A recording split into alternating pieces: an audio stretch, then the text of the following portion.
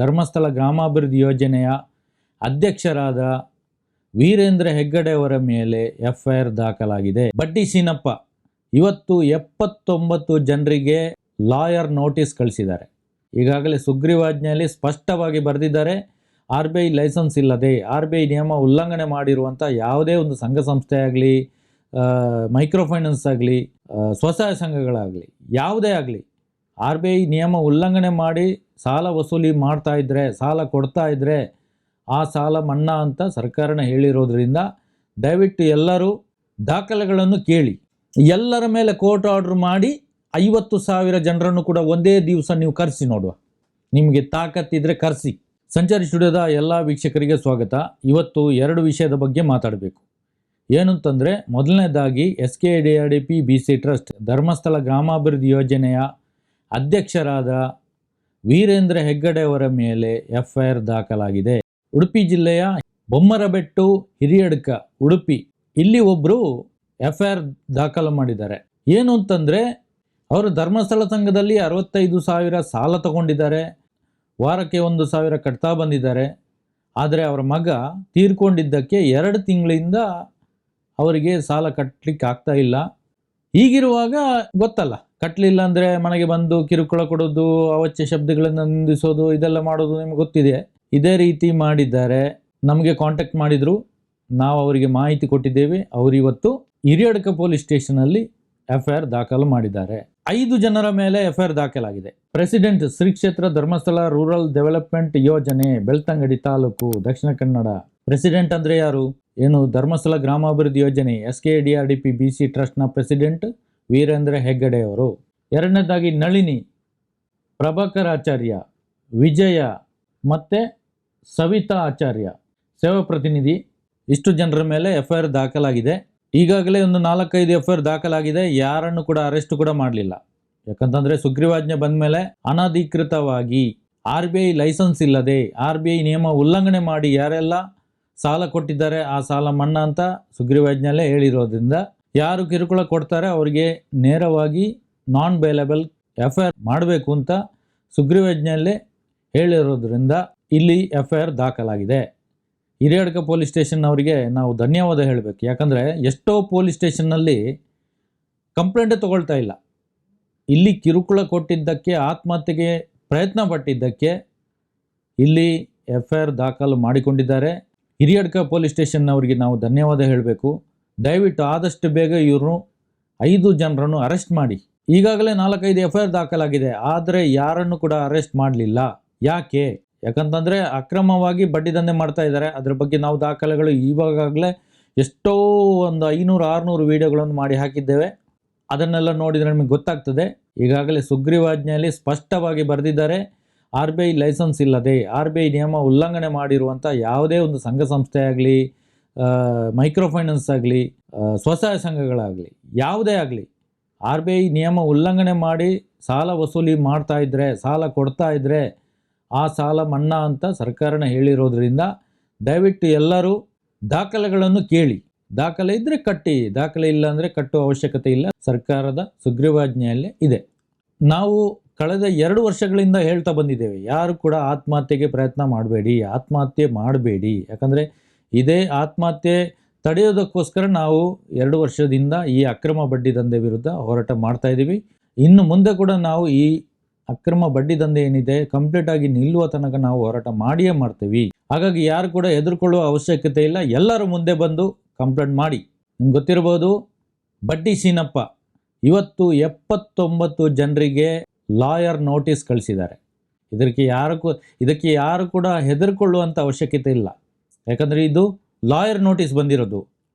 ಇಲ್ಲಿ ದೊಡ್ಡ ದೊಡ್ಡ ಯೂಟ್ಯೂಬ್ ಚಾನಲ್ಗಳಿಗೆ, ಫೇಸ್ಬುಕ್ಕಲ್ಲಿ ಪೋಸ್ಟ್ ಮಾಡಿದವರಿಗೆ, ಯಾರೆಲ್ಲ ಮಾತಾಡಿದ್ದಾರೆ ಅವರಿಗೂ ಕೂಡ ಇವತ್ತು ಲಾಯರ್ ನೋಟಿಸ್ ಕಳಿಸಿದ್ದಾರೆ. ಅದು ಕೂಡ ಇಮೇಲಲ್ಲಿ, ಕಮೆಂಟ್ ಬಾಕ್ಸಲ್ಲಿ, ವಾಟ್ಸಪ್ ಮೂಲಕ, ಮೆಸೆಂಜರಲ್ಲಿ ಈ ಥರ ಎಲ್ಲ ಕಳಿಸ್ತಾ ಇದ್ದಾರೆ. ಇಷ್ಟೊಂದು ಗತ್ತಿಗೆಟ್ಟು ಬಂದಿದೆ. ಯಾಕಂದರೆ ಒಟ್ಟಿನಲ್ಲಿ ಬಾಯಿ ಮುಚ್ಚಿಸುವಂಥ ಕೆಲಸ. ಯಾರು ಕೂಡ ಸತ್ಯ ಮಾತಾಡಬಾರ್ದು. ಯಾರು ಕೂಡ ಇದಕ್ಕೆ ತಲೆ ಕೆಡಿಸಿಕೊಳ್ಳುವಂಥ ಅವಶ್ಯಕತೆ ಇಲ್ಲ. ಯಾಕಂತಂದರೆ ಇದು ಎಲ್ಲರಿಗೂ ಗೊತ್ತಿರುವಂಥದ್ದು. ಯಾಕಂದರೆ ಇಲ್ಲಿ ಸೌಜನ್ಯನ ವಿಚಾರವಾಗಲಿ, ಈ ಧರ್ಮಸ್ಥಳ ಬಡ್ಡಿ ದಂಧೆ ವಿಷಯ ಬಡ್ಡಿದಂಧೆ ವಿಚಾರವಾಗಿ ಯಾರು ಕೂಡ ಮಾತಾಡಿದರೂ ಅವರಿಗೆ ನೋಟಿಸ್ ಬರ್ತದೆ, ಮಾತಾಡಬಾರ್ದು ಅಂತ. ನಮ್ಗೆ ಈಗಾಗಲೇ 40-50 ನೋಟಿಸ್ ಬಂದಿದೆ. ಯಾವುದಕ್ಕೂ ನಾವು ಹೆದರ್ಕೊಳ್ಳಿಲ್ಲ. ಕೊನೆಯ ಅಸ್ತ್ರ ಏನು? ಅಪಪ್ರಚಾರ ಮಾಡೋದು, ಅದು ಮಾಡಿದ್ದಾರೆ, ಕಂಪ್ಲೇಂಟ್ ಕೊಟ್ಟಿದ್ದಾರೆ, ಕೇಸ್ ದಾಖಲು ಮಾಡಿದ್ದಾರೆ. ಅಪಪ್ರಚಾರ ಅಂತ ಎಷ್ಟೋ ಪ್ರಯತ್ನ ಪಟ್ಟು ಕೊನೆಯದಾಗಿ ನಮ್ಮ ಯೂಟ್ಯೂಬ್ ಚಾನಲನ್ನು ಕೂಡ ಬ್ಲಾಕ್ ಮಾಡಿದ್ದಾರೆ. ಈ ಥರ ಎಲ್ಲ ನಮ್ಮ ಬಾಯಿ ಮುಚ್ಚಿಸುವಂಥ ಕೆಲಸವನ್ನು ಮಾಡ್ತಾ ಇದ್ದಾರೆ. ಆದರೆ ನಾವು ಬಾಯಿ ಮುಚ್ಚುವುದಿಲ್ಲ, ನಾವು ಸತ್ಯವನ್ನು ಹೇಳ್ತಾ ಹೋಗ್ತೇವೆ. ಈಗಾಗಲೇ ಈ ಸೌಜನ್ಯ ವಿಚಾರದಲ್ಲಿ ಎಲ್ಲ ನಿಮಗೆ ಗೊತ್ತಿರ್ಬೋದು. ಆಕ್ವಿಟಲ್ ಕಮಿಟಿ ರಚನೆ ಮಾಡಿ ತನಿಖೆ ಮಾಡಿ. ಈಗ ಸಂತೋಷ್ ರಾವ್ ಅಲ್ಲ ಅಂತ CBI ಕೋರ್ಟ್ ಹೇಳಿದೆ, ಹೈಕೋರ್ಟ್ ಹೇಳಿದೆ, ಮತ್ತೆ ಪುನಃ ಅವನೇ ಮಾಡಿದ್ದು ಅಂತ ಹೇಳ್ತಿರಲ್ಲ. ನಾವು ಯಾವುದೇ ಒಂದು ವಿಚಾರ ಮಾತಾಡಿದಾಗೆ ನಮ್ಮನ್ನು ಬಾಯಿ ಮುಚ್ಚಿಸುವಂಥ ಕೆಲಸ ಮಾಡ್ತಿರಲ್ಲ. ಸುಪ್ರೀಂ ಕೋರ್ಟಿಗೆ ನೀವು ಅಪೀಲ್ ಹಾಕ್ಬೋದಿತ್ತಲ್ಲ, ಯಾಕೆ ಹಾಕಲಿಲ್ಲ? ನಿಮ್ಮ ದಾಖಲೆಗಳನ್ನು ತೋರಿಸ್ಬೋದಿತ್ತಲ್ಲ. ಹೈಕೋರ್ಟ್ ಹೇಳಿದೆ ಅಕ್ವಿಟಲ್ ಕಮಿಟಿ ರಚನೆ ಮಾಡಿ, ಇಲ್ಲಿ ಅಧಿಕಾರಿಗಳ ವೈಫಲ್ಯ ಇದೆ, ತನಿಖಾಧಿಕಾರಿಗಳನ್ನು ತನಿಖೆ ಮಾಡಬೇಕು. ಇಲ್ಲಿ ಹೈಕೋರ್ಟ್ ಹೇಳಿರುವಂಥದ್ದು ಸಾಕ್ಷಿ ಆಧಾರಗಳ ಕೊರತೆಯಿಂದ ಸಂತೋಷ್ ರಾವ್ ನಿರಪರಾಧಿ ಅಂತ ಹೇಳಿಲ್ಲ. ಸಂತೋಷ್ ರಾವ್ ಅನ್ನೋದಕ್ಕೆ ಒಂದೇ ಒಂದು ಸಾಕ್ಷಿ ಇಲ್ಲ. ಮತ್ತೆ ದೇವಸ್ಥಾನದ ವಿರುದ್ಧ ಅಪಪ್ರಚಾರ ಏನು ವಿಷಯ ಅಂತ ಎಲ್ಲರಿಗೂ ಗೊತ್ತಿರುವಂಥದ್ದು. ಬಡ್ಡಿದಂಧೆ ವಿಚಾರವಾಗಿ ಕೂಡ ಈಗ ಧರ್ಮಸ್ಥಳ ಗ್ರಾಮಾಭಿವೃದ್ಧಿ ಯೋಜನೆ ಅಕ್ರಮ ಬಡ್ಡಿದಂಧೆ ಮಾಡ್ತಾ ಇದೆ, ತನಿಖೆ ಮಾಡಿ ವರದಿ ಕೊಡಿ ಅಂತ ಹೈಕೋರ್ಟೇ ಆದೇಶ ಕೊಟ್ಟಿದೆ. ಎರಡು ವಿಷಯದಲ್ಲಿ ಕೋರ್ಟ್ ಆದೇಶ ಇರುವಾಗ, ತನಿಖೆ ಮಾಡಬೇಕು ಅಂತ ಆದೇಶ ಇರುವಾಗ ಇವರು ಮಾತಾಡಬಾರ್ದು, ಲಾಯರ್ ನೋಟಿಸ್ ಕಳಿಸ್ತಾ ಇದ್ದಾರೆ. ಮಾಡಿ ಕೇಸು, ಎಲ್ಲರ ಮೇಲೆ ಕೇಸ್ ಮಾಡಿ. ನೀವು ತಾಕತ್ತಿದ್ರೆ ಮಾಡಿ. ಎಷ್ಟು ಮಾಡ್ತೀರಾ ನೀವು? ಎಷ್ಟು ಚಾನಲ್ ಬ್ಲಾಕ್ ಮಾಡ್ತೀರಾ? ಮಾಡಿ. ನಮಗೂ ಒಂದು ದಿವಸ ಬರ್ತದೆ. ಯಾಕಂತಂದರೆ ಬ್ಲಾಕ್ ಮಾಡಿದರೆ ಇನ್ನೊಂದು ಮಾಡ್ತೀವಿ ನಾವು. ಮಾಡಿ ನೋಡುವ. 79 ಜನರ ಮೇಲೆ, ಅದರಲ್ಲೂ ಕೂಡ ಇನ್ಸ್ಟಾಗ್ರಾಮ್ ಮೇಲೆ, ಫೇಸ್ಬುಕ್ ಮೇಲೆ, ಯೂಟ್ಯೂಬ್ ಮೇಲೆ, ಎಲ್ಲದರ ಮೇಲೆ ಅಷ್ಟೇನಾ ಜನ ಮಾತಾಡಿದ್ದು? ಅಷ್ಟೇನಾ? ಒಂದು 50,000ಕ್ಕಿಂತ ಅಧಿಕ ಜನ ಮಾತಾಡಿದಾರಲ್ಲ, ಅವರ ಮೇಲೆ ಯಾಕೆ ಹಾಕಿಲ್ಲ? ಹುಡುಕಿ ಹಾಕಿ, ಎಲ್ಲರೂ ಒಟ್ಟಿಗೆ ಬರ್ತೀವಿ, ಆವಾಗ ಗೊತ್ತಾಗ್ತದೆ ನಿಮಗೆ. ಮಾತಾಡ್ಲಿಕ್ಕಿಲ್ಲ, ಮಾತಾಡಬಾರ್ದು. ಯಾಕೆ ಮಾತಾಡಬಾರ್ದು? ಭಯನ ನಿಮಗೆ? ನಿಮ್ಮ ಬಂಡವಾಳ ಹೊರಗೆ ಬೀಳ್ತದೆ ಅಂತ ಭಯನ ನಿಮಗೆ? ಅದಕ್ಕೆ ಯಾರು ಕೂಡ ಹೆದರ್ಕೊಳ್ಳುವಂಥ ಅವಶ್ಯಕತೆ ಇಲ್ಲ. ಇದು ಲಾಯರ್ ನೋಟಿಸ್ ಕಳಿಸಿರುವಂಥದ್ದು, ಕೋರ್ಟ್ ನೋಟಿಸ್ ಅಲ್ಲ. ಯಾರು ಕೂಡ ಭಯ ಪಡಬೇಡಿ. ಯಾಕಂದರೆ ನಮಗೆ 40ಕ್ಕಿಂತ ಅಧಿಕ ಇದೇ ಥರ ಲಾಯರ್ ನೋಟಿಸ್ ಬಂದಿದೆ. ಆಮೇಲೆ ಕೋರ್ಟ್ ಆರ್ಡರ್ ಬಂದಿದೆ.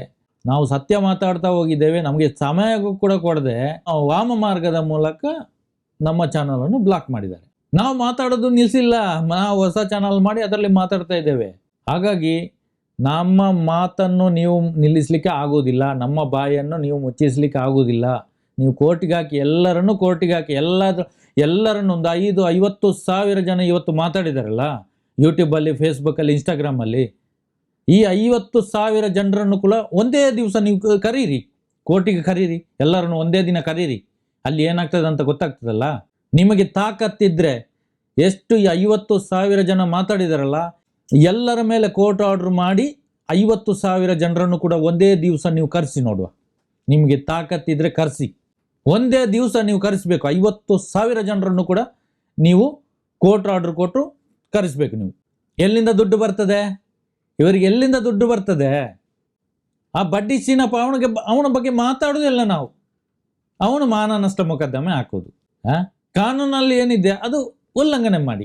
ನಾವು ಯಾರ ಬಗ್ಗೆ ಮಾತಾಡ್ತೀವಿ ಅವರು ಮಾನ ನಷ್ಟ ಹಾಕಬೇಕು. ಇಲ್ಲಿ ಬಡ್ಡಿ ಸೀನಪ್ಪ ಇವನು ಹಾಕೋದು, ಅವನ ಬಗ್ಗೆ ನಾವು ಮಾತಾಡೋದೇ ಇಲ್ಲ. ಆದರೂ ಕೂಡ ಅವನು ನಮ್ಮ ಮೇಲೆ ಮಾನ ನಷ್ಟ ಮೊಕದ್ದಮೆ. ಯೂಟ್ಯೂಬಲ್ಲಿ ಮಾತಾಡಬಾರ್ದು, ಫೇಸ್ಬುಕ್ಕಲ್ಲಿ ಮಾತಾಡಬಾರ್ದು, ಇನ್ಸ್ಟಾಗ್ರಾಮಲ್ಲಿ ಮಾತಾಡಬಾರ್ದು, ನಾವು ಮಾತೇ ಆಡಬಾರ್ದು. ಎಷ್ಟು ತರ್ತೀರೋ ತನ್ನಿ, ತಗೊಂಡು ಬನ್ನಿ, ಕರೀರಿ, ಎಲ್ಲರನ್ನು ತಾಕತ್ತಿದ್ರೆ ಕರೀರಿ ನೋಡುವ. ಒಬ್ಬರನ್ನು ಕೂಡ ಬಿಡಬೇಡಿ. 50,000ಕ್ಕಿಂತ ಅಧಿಕ ಜನ ಮಾತಾಡಿದ್ದಾರೆ. ಎಲ್ಲರನ್ನು ಕೂಡ ನೀವು ಕೋರ್ಟ್ ನೋಟಿಸ್ ಕೊಟ್ಟು, ಅದು ಕೈಯಲ್ಲೇ ಕೊಟ್ಟು, ನೀವು ತಾಕತ್ತಿದ್ರೆ ಒಂದೇ ದಿವಸ ನೀವು ಕೋರ್ಟಿಗೆ ಕರೆಸಬೇಕು ನಮ್ಮನ್ನು. ನೀವು ಇಮೇಲ್ ಮಾಡಿ, ವಾಟ್ಸಪ್ಪಲ್ಲಿ, ಮೆಸೆಂಜರಲ್ಲಿ, ಫೇಸ್ಬುಕ್ಕಲ್ಲಿ ನೋಟಿಸ್ ಕಳಿಸೋದು, ಎದುರಿಸೋದು, ಇದೆಲ್ಲ ನಾವು ನೋಡಿದ್ದೇವೆ, ತುಂಬ ನೋಡಿದ್ದೇವೆ. 2 ವರ್ಷದಿಂದ ನೋಡಿದ್ದೇವೆ. ನಾವು ಮಾತಾಡೋದನ್ನು ನಿಲ್ಲಿಸೋದೇ ಇಲ್ಲ. ಮಾಡೋದು ಮಾಡಿ, ಎಷ್ಟು ಬೇಕಾದ್ರೆ ಮಾಡಿ. ಒಂದು 79 ಜನರಿಗೆ ಕಳಿಸಿದ್ದಾರೆ ಲಾಯರ್ ನೋಟಿಸ್ ಬಂದಿರೋದು. ಯಾರು ಕೂಡ ಮಾತಾಡೋದನ್ನು ನಿಲ್ಲಿಸಬೇಡಿ, ವಿಡಿಯೋ ಕೂಡ ಡಿಲೀಟ್ ಮಾಡಬೇಡಿ ದಯವಿಟ್ಟು. ಇದರಲ್ಲಿ ಯಾರಿಗೂ ಏನು ತೊಂದರೆ ಆಗೋದಿಲ್ಲ. ಈಗಾಗಲೇ ಅದರ ಏನು ಕಾನೂನು ಪ್ರಕ್ರಿಯೆ ನಡೀತಾ ಇದೆ, ನಾವು ಬಿಡುವುದಿಲ್ಲ. ದಾಖಲೆಗಳನ್ನು ತೋರಿಸಿ ಚಾನಲನ್ನು ಹೇಗೆ ವಾಪಸ್ ಪಡಿಬೇಕು ಅಂತ ಕೂಡ ನಮಗೆ ಗೊತ್ತಿದೆ. ಎಷ್ಟು ದಿವಸ ಸುಳ್ಳು ನಡೀತದೆ, ನೀವು ಎಷ್ಟು ದಿವಸ ಸ್ಟೇ ತರ್ಬೋದು, ಎಷ್ಟು ದಿವಸ ನೀವು ಬ್ಲಾಕ್ ಮಾಡ್ಬೋದು ನಮ್ಮನ್ನು, ಎಷ್ಟು ದಿವಸ ಸ್ಟೇ ತರ್ಬೋದು. ಒಂದಲ್ಲ ಒಂದು ದಿವಸ ನಿಮ್ಮ ಬಂಡವಾಳ ಎಲ್ಲ ಹೊರಗೆ ಬರ್ಲಿಕ್ಕಿದೆ.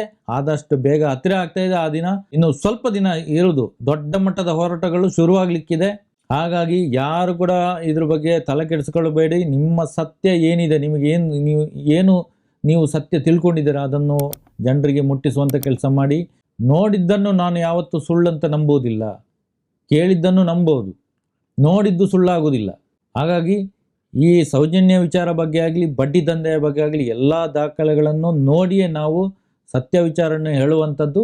ನಂಬುವವರು ನಂಬ್ತೀರಾ, ಬಿಡುವವರು ಬಿಡಬಹುದು. ಯಾಕಂದರೆ ಅವರವರ ವಿಚಾರಕ್ಕೆ ಸಂಬಂಧಪಟ್ಟಿದ್ದು. ಎಂಜಲ ಹಸುವಿಗೆ ನಾವು ಯಾವುದು ಕೆಲಸ ಮಾಡ್ತಾ ಇಲ್ಲ. ಹಾಗಾಗಿ ಸತ್ಯ ವಿಚಾರ, ನ್ಯಾಯ ಸಿಗಬೇಕು, ಅದೊಂದೇ ನಮ್ಮ ಉದ್ದೇಶ ಆಗಿರೋದ್ರಿಂದ ನಾವು ಇನ್ನೂ ಕೂಡ ನಿಲ್ಲಿಸುವುದಿಲ್ಲ. ಇದು ಎಷ್ಟೇ ಬೇಕಾದ್ರೆ ಬರಲಿ, ಯಾರು ಕೂಡ ಇದಕ್ಕೆ ಭಯ ಪಡಬೇಡಿ ಅಂತ ಹೇಳ್ತಾ ಇವತ್ತಿನ ವಿಡಿಯೋವನ್ನು ಮುಗಿಸ್ತಾ ಇದ್ದೀವಿ. ಧನ್ಯವಾದಗಳು.